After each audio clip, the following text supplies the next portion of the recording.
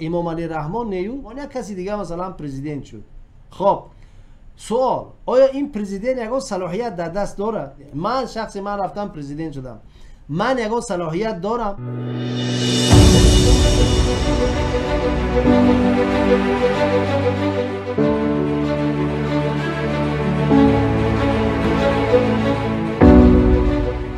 یک چیزی عجیبه شما یا ملت یا مردم درک نکردن، اون صلاحیت هایی که قانون برای اساسگذار صلح و وحدت داده است. بالفرض در تاجیکستان مثلا امام علی رحمان نیو یک کسی دیگه آمد، خدای نکرده عبدالحلیم غفار یا کی سید جعفر عثمانی یک کسی دیگه مثلا پرزیدنت شد.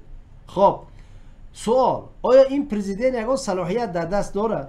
حالا هر کی هم که نباشه، بالفرض من رفتم پرزیدنت، من شخصی من رفتم پرزیدنت شدم، من یگان صلاحیت دارم؟ طبق قانون نه، ندارم. چرا؟ زیرا که صلاحیت های اساسگذار صلح و وحدت بالاتر از همه قدرت، بالاتر از کانستیتوسیا، بالاتر از همه چی هست. میفهمید؟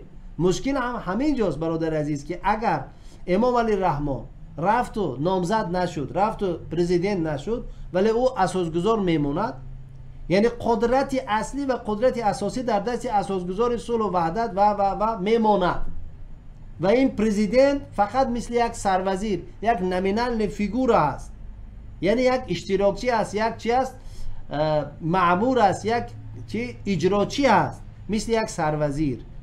و قدرت اساسی سیاست داخلی و خارجی را کی معین میکند؟ اساسگذار صلح و وحدت.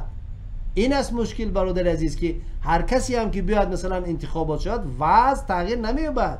یعنی این سیاستی که امروز رفته شده است مثلا چپ و راست نمی‌شود، همون گونه‌ای که هست رفته می‌شود. چرا؟ زیرا که قدرت اصلی و اساسی در تاجیکستان در دست اساسگذار صلح و وحدت است و این چی بگیم، این استاتوس، این سیما را فقط قانون به امام علی رحمان داده است. اگر که مثلا رفت و به هر حال دیگه امام علی رحمان هم آدم است، یه وقت اون نشد و اون نبود، همه یک نفری که پرزیدنت می شود، بله اون میتونه دو نوبت مثلا 7 سالی رئیس جمهور باشد، چرا نه؟ یعنی طبق قانون میتونه باشد، ولی این 7 سال برای رئیس جمهور به حد زیاد است.